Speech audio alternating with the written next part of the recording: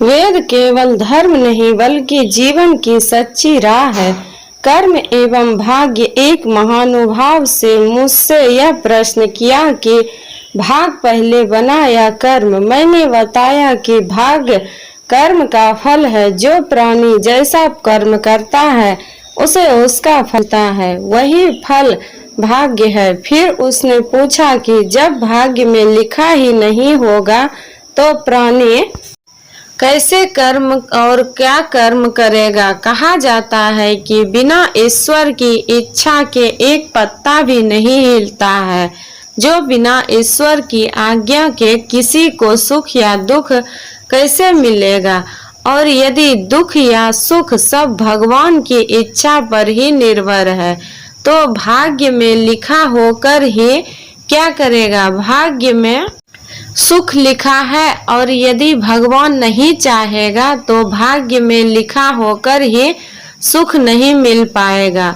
मैंने बताया कि जब कोई ग्राहक दुकान से सामान खरीदने जाता है तो वह सामान का भाव पूछता है, न कि बेचने वाले का, तथा वह ग्राहक सामान खरीदता है न कि दुकानदार को खरीदता है। किंतु फिर भी सामान दुकानदार को ही देना पड़ता है और हम पैसा भी दुकानदार को ही देते हैं, न कि सामान को। हम उस सामान का भाव भी उस दुकानदार से ही पूछते हैं, न कि उस सामान से। हमारे पैसे के मुताबिक दुकानदार सामान का वजन निर्धारित करता है, उसकी गुणवत्ता निर्धारित करता है, फिर वह सामान देता है। या हम सामान पसंद करते हैं, फिर दुकानदार से उसकी कीमत पूछते हैं और फिर उस सामान के गुण एवं मात्रा के अनुसार कीमत अदा करके सामान घर ले आते हैं। ठीक उसी प्रकार भगवान हमारे कर्मों की मात्रा एवं गुणवत्ता परखता है, फिर उसके मुताबिक उसका फल देता है। हम चाहे लाख कोशिश करें, फल हमारे कर्म का ही मिलेगा। फिर उसने पूछा कि जब सब कुछ वही होगा जो भाग्य में लिखा है तो फिर कर्म क्यों करना। जो लिखा होगा वह होगा। मैंने बताया कि भाग में जो लिखा है या एक दूसरे शब्दों में जो विधाता ने जो लिख दिया है वह होकर ही रहेगा। चाहे कोई कुछ भी करे वह टल नहीं सकता। तो फिर उसने पूछा कि तो फिर कोशिश क्यों करना, चुपचाप निठल्ला बनकर बैठे रहना ही अच्छा है। क्यों कोशिश करना, आखिर जब जो लिखा है वही होगा तो फिर क्यों कोई कर्म करना। मैंने बताया कि जो लिखा है वह होकर ही रहता है। भाग्य या दुर्भाग्य अपना प्रभाव बिल्कुल समय पर पूरी मात्रा में देते हैं, किंतु हम उस भाग्य का दुर्भाग्य से अपने आप को बचा सकते हैं।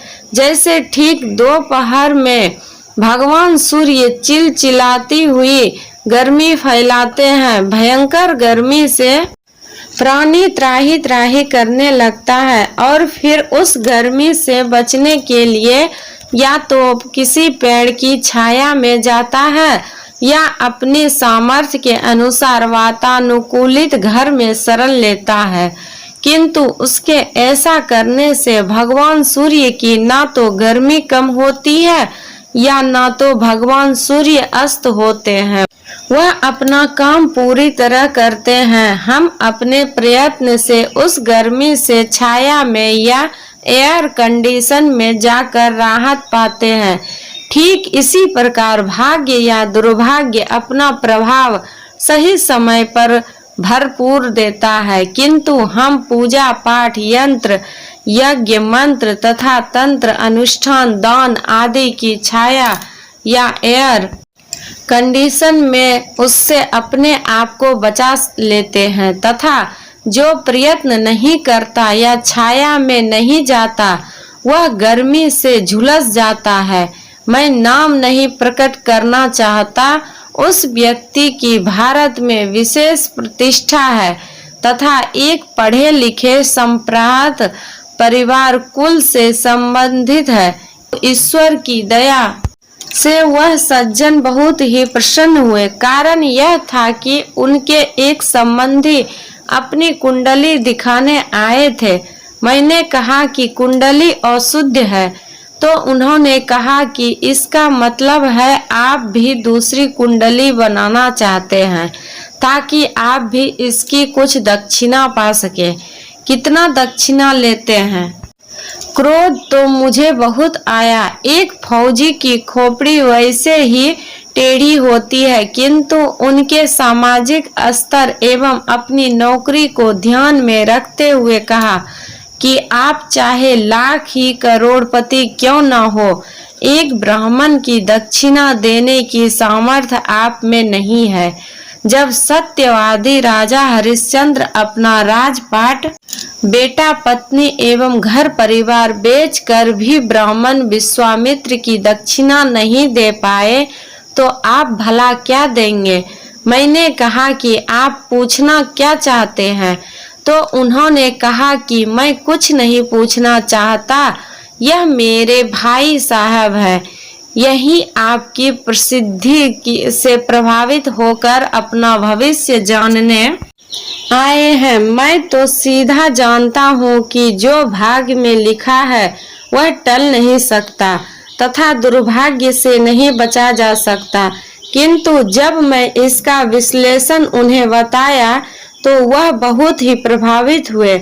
अस्तु मैं यहाँ यह कहना चाहता हूँ कि आदमी को पहले यह जानना चाहिए कि उसे कष्ट क्या है। कुंडली की 12 भावों का सम्यक अध्ययन करके कष्ट का प्रहार पहले जानना चाहिए तथा फिर उसके निराकरण का सम्यक उपाय करना चाहिए। भाग्य या दुर्भाग्य को बदला नहीं जा सकता, किंतु उसके अच्छे या बुरे प्रभाव से बचा जा सकता है। थैंक यू दोस्तों। अगर यह वीडियो अच्छा लगा तो अपने दोस्तों में शेयर जरूर करिएगा।